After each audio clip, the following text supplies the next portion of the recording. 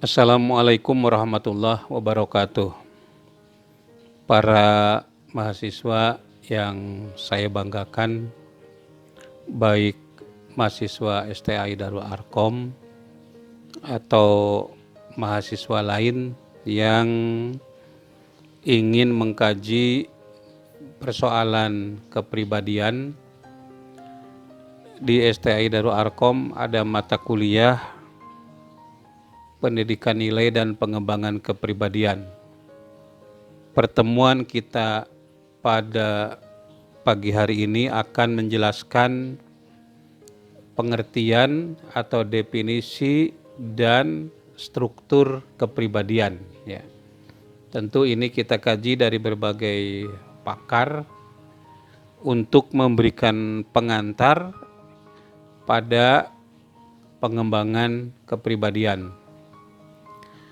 Baik, kita mulai dari definisi kepribadian. Saya tidak sendirian ya, tentu ada yang membacakan agar kuliah kita ini terarah. Silakan untuk dibacakan definisi kepribadian itu apa? Yang pertama, menurut Joseph Kelly. Ya, ini ada beberapa pakar ya. Pertama, menurut Joseph Kelly, kepribadian itu cara yang unik dari individu dalam mengartikan pengalaman-pengalaman hidupnya. Dalam mengartikan pengalaman-pengalaman hidupnya. Begitu? Alah, kok cuman pendek ya? Apa barusan kepribadian menurut Joseph Kelly, cara yang unik dari individu dalam mengartikan pengalaman-pengalaman hidupnya. Ya, pengalaman hidup itu diartikan, cara mengartikannya itu unik gitu. Pengalaman hidup itu artinya seseorang itu melihat, seseorang mendengar, seseorang meraba, seseorang merasa atau mengecap gitu ya. Nah, kemudian apa yang dialami dalam hidupnya itu diartikan. Nah, mengartikannya itu unik, artinya tidak sama antara satu orang dengan orang lain ya. Misalnya Anda ini yang tahu di kelas ini berarti saya tahu Leni ya. Ya, kalau misalnya ada melihat ya dosen menjelaskan duduk di kursi. Nah, bagaimana mengartikan apa yang dilihat itu? Ya, ini antara satu mahasiswa dengan mahasiswa lain akan berbeda dalam memberikan arti atau makna dari pengalaman itu.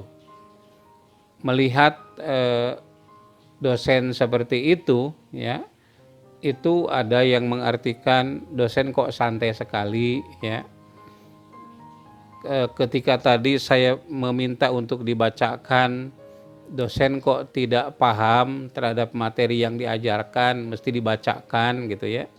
Ada juga yang mahasiswa yang mengartikannya, oh ini berarti dosen sangat hati-hati gitu. Nah, kalau juga kita melihat ya, sekarang ini para mahasiswa, para pelajar belajar itu menggunakan virtual, perkuliahan virtual atau pembelajaran virtual. Ada di antara mahasiswa yang merasa senang dengan kondisi seperti itu, tapi ada juga mahasiswa yang tidak senang begitu ya. Nah, itulah dikatakan kepribadian. Kepribadian itu unik, tergantung kepada faktor-faktor yang mempengaruhi sebelumnya, tergantung kepada faktor bawaan. Ini bawaan itu menurut para pakar memiliki pengaruh kurang lebih 50% ya. Kemudian faktor lingkungan itu mempengaruhi kurang lebih 10%, dan 40%-nya adalah persepsi-persepsi atau sikap-sikap yang dibuat oleh yang bersangkutan itu, begitu. Jadi cukup besar juga ini pengaruhnya gitu ya. Nah, pemaknaan terhadap peristiwa antara satu orang dengan orang yang lain akan berbeda. Nah, itulah menurut George Kelly arti dari kepribadian. Cara yang unik dari individu dalam mengartikan pengalaman hidupnya.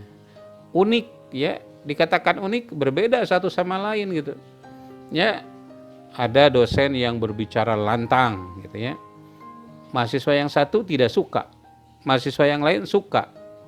Ya, ada dosen yang mengajarnya itu pelan-pelan ngomongnya gitu ya. Mahasiswa yang satu mengatakan bagus sekali ini dosen mengajar, ya. Yang lain mengatakan jelek, kok ngomong saja irit, apalagi dalam hal memberi sesuatu begitu. Nah ini unik ya, pribadi itu di dalam mengartikan pengalaman hidupnya itu.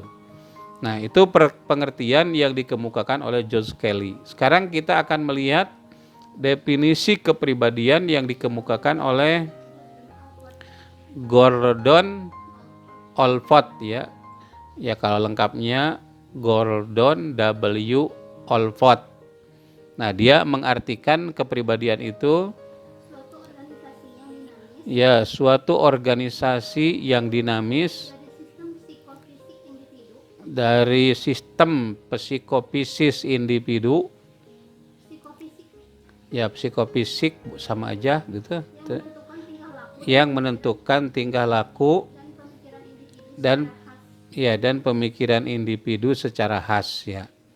Coba satu kata. Yang pertama istilahnya itu organisasi. Ya. Kenapa dikatakan organisasi? Kalau organ itu kan satu tubuh, satu organ. Kalau organisasi itu kan berarti ada strukturnya. Organisasi gitu ya. Yaitu tubuh ya dan psikis. Ya, organisasi apa barusan? Organisasi yang dinamis dari sistem psikofisis, organisasi yang dinamis. Ya, dikatakan dinamis karena antara fisik dan psikis ya itu terjadi interaksi ya. Ya kadang orang memiliki psikis yang sakit itu berdampak pada sakitnya fisik. Kalau psikisnya bahagia atau senang, maka badannya itu akan bugar gitu. Atau juga sebaliknya. Orang yang sakit gigi itu menjadi pemarah gitu ya. Orang yang badannya sakit itu menjadi tidak stabil pikirannya. Nah, ini dinamis ya. Organisasi dinamis dari sistem psikofisis ya yang ada dalam individu yang menentukan tingkah laku ya dan pemikiran individu secara khas. Nah, jadi dalam menghadapi suatu lingkungan, individu itu sangat khas itu. Ya, hampir samalah dengan yang tadi unik ya. Ya. Ada lagi tokoh yang mengatakan yang dikatakan kepribadian itu secara istilahi adalah kumpulan sikap dan sifat dari individu ya yang khas dalam menghadapi lingkungannya. Khas itu. Jadi kalau seseorang melihat sesuatu, dia memiliki sikap yang khas, memiliki sifat yang khas yang berbeda satu sama lain. Ya di depan saya ini ada yang membaca tadi ya, itu ada punya bersaudara ya, kembar gitu ya. Nah, walaupun kembar dari perut yang sama, dari ibu yang sama, dari bapak yang sama, lingkungan yang sama, pasti ada keunikan, ada kekhasan ya dalam tingkah lakunya, dalam perilakunya, dalam menghadapi lingkungannya. Tidak bisa sama gitu. Jangan dipaksakan orang lain itu sama dengan kita. Ya, biar saja masing-masing itu punya keunikan sendiri gitu. Nah, itu kata Theodore Newcomb. Ya, kepribadian itu sekumpulan sifat dan sikap ya yang khas dari individu dalam menghadapi lingkungannya. Nah, saudara sekalian, kata kepribadian itu sendiri di dalam bahasa Inggris itu persone. Personality itu berasal dari kata persone. Artinya apa? Artinya kedok gitu. Kenapa dikatakan kedok? Karena yang paling nampak dari individu itu kedoknya. Ya, kita bertemu dengan seseorang, tersenyum. Yang senyum apanya? Kedoknya. Yang realnya ya, the real trait atau apa sifat yang sesungguhnya itu senyum itu apa gitu artinya. Ya, kalau kita artikan dia senang melihat kita. Padahal kan belum tentu, itu kan baru kedok. Jadi yang di dalamnya, apakah senyumnya itu senyum kimiawi, senyum sinis, atau senyum senang, kita kan tidak tahu. Ya, tentu kalau psikolog, terutama yang ahli dalam psikologi bahasa tubuh, itu akan tahu gitu. Senyum apa itu? Bagi yang tidak mempelajari itu kan tidak tahu ya, kita menganggapnya itu senang padahal itu kedok gitu ya. Lalu ada orang ya yang basa-basinya cukup bagus gitu. Tapi ketika dia misalnya menghadapi masalah, bagaimana marahnya itu luar biasa gitu misalnya gitu ya. Nah, karena apa yang kita lihat itu kedoknya. Nah, jadi kita mempelajari kepribadian itu sedang mempelajari kedok orang, ya. Nah, tapi ada ya, ada kekhasan, ada yang inti dari sifat orang itu yang real, yang betul-betul apa yang tampak dari tingkah lakunya itu merupakan gambaran dari pikirannya, bukan basa-basi, bukan kedok gitu. Nah, saudara sekalian, itulah pengertian kepribadian menurut 3 pakar ya. Yang pertama Josh Kelly, yang kedua Gordon W.R. Ford, dan Theodore Newcomb. Nah, sekarang kita akan mempelajari struktur kepribadian. Ya, struktur kepribadian. Seorang pakar yang bernama Elizabeth Harlock ya, B. Harlock ya, menyebutkan kepribadian itu strukturnya ada 2. Pertama yaitu self concept, dan yang kedua traits atau sifat. Self concept itu artinya pandangan mengenai diri. Pandangan mengenai diri. Yang dipandang itu apanya? Pertama fisiknya, kedua mentalnya. Saya memandang diri saya. Saya itu namanya Pak Dudu. Orang menyebutnya Duren ya, Pak Dudu keren. Nah, lalu apakah saya memandang diri saya itu keren gitu? Apakah saya memandang diri saya itu jelek, fisik saya itu? Ya, tapi yang jelas perlu saya sampaikan, saya itu penglihatannya terganggu ya, kalau tidak boleh dikatakan tidak bisa melihat ya. Jadi sejak kecil, sejak SD itu saya tidak bisa melihat papan tulis ya. Tapi nulis masih bisa, tapi sejak SD kelas 1 itu tidak bisa melihat papan tulis. Kemudian meningkat terus ya, hampir tidak bisa melihat itu pas saya S1 ya. Jadi waktu SD itu saya dipaksa untuk belajar jam 2 sampai asar. Saya belajar mengaji di satu masjid di Sumatera Selatan, ini di daerah Lubuk Linggau di Sumatera Selatan, di Musirawas ya. Itu di Jaya Bakti. Nah, itu Jaya Bakti itu nama-nama kampungnya nama-nama daerah asal. Ada Kampung Jogja, ada Magelang, ada Pekalongan, ada Kediri, ada Bandung gitu. Nah, pada saat jam pagi saya belajar ya tentu di SD. Nah, lalu pada waktu jam 2 sampai asar saya berada di Kampung Pekalongan.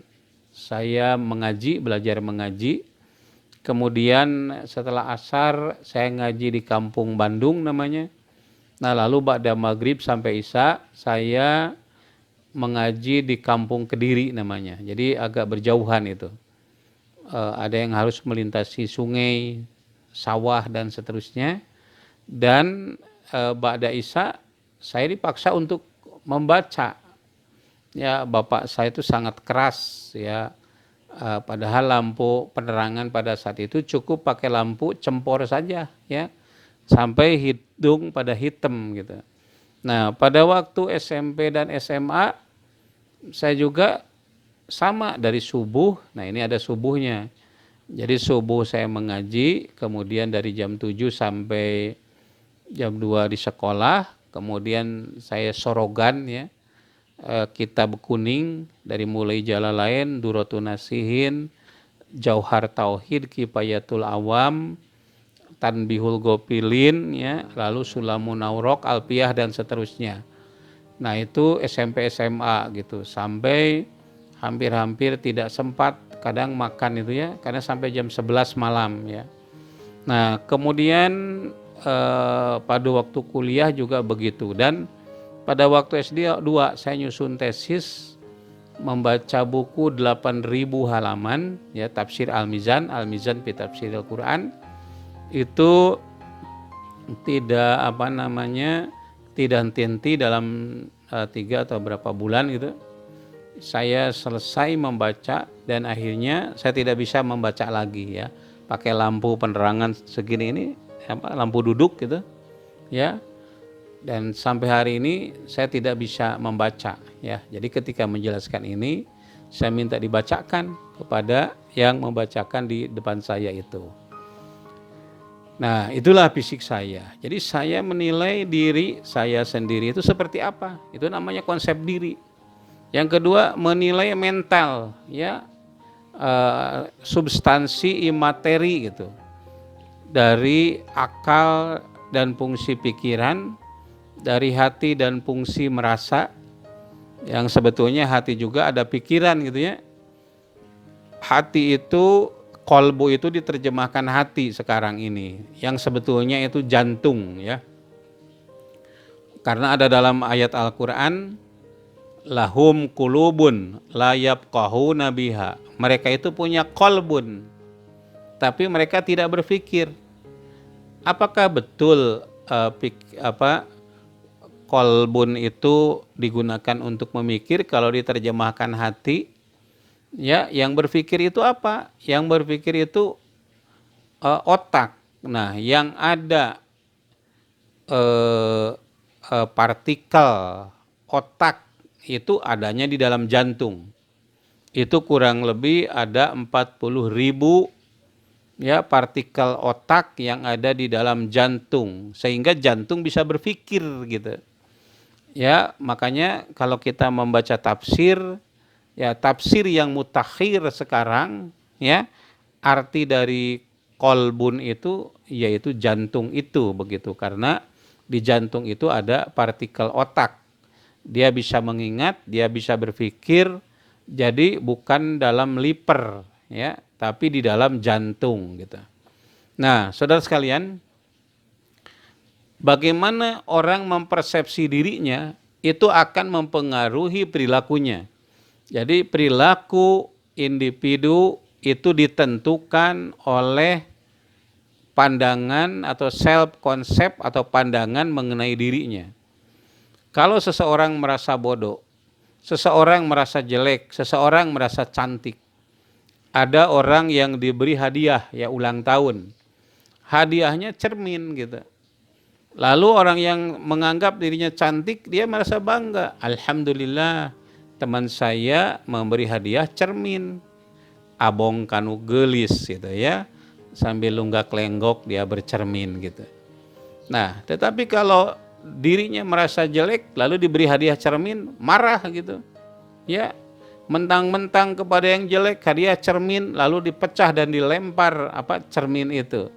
Sama ya, hadiahnya itu cermin, sama ulang tahun.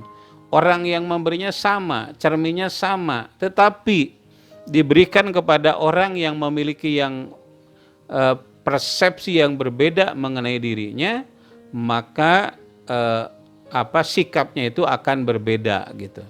Jadi perilaku personal ditentukan oleh konsep dirinya, pandangan dia terhadap dirinya itu. Ya, orang merasa pinter ya ketika akan ujian tidak mau belajar. Kenapa? Merasa pinter ya. Akibatnya nilainya jeblok gitu.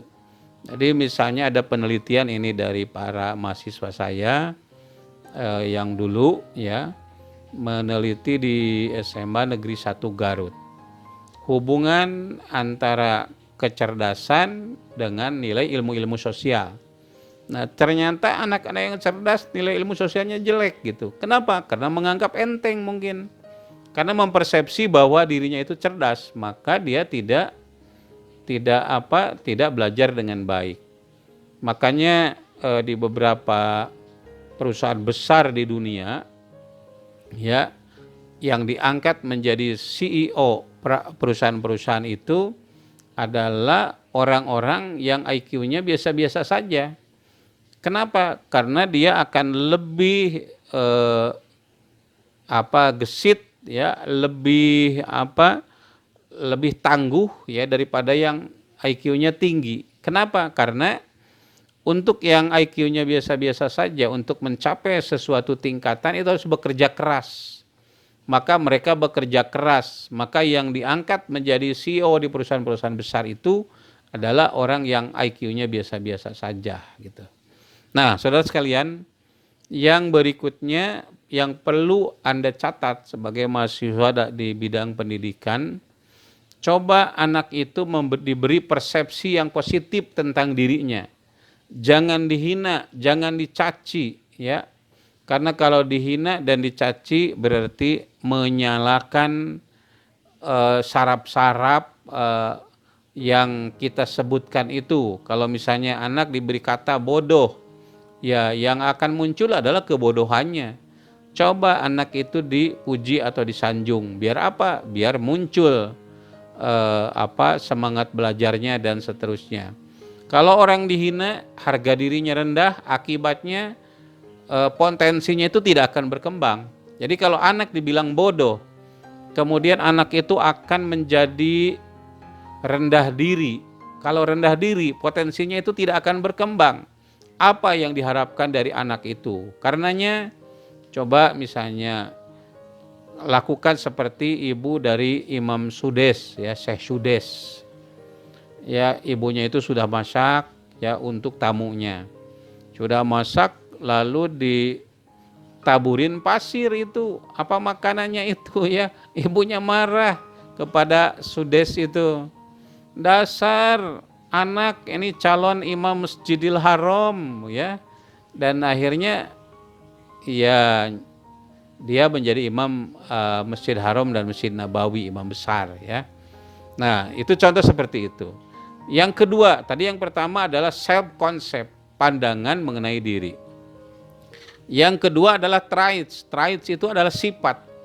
Sifat itu gabungan antara bawaan ya dari orang tua ya dengan dengan hasil pembelajaran gitu.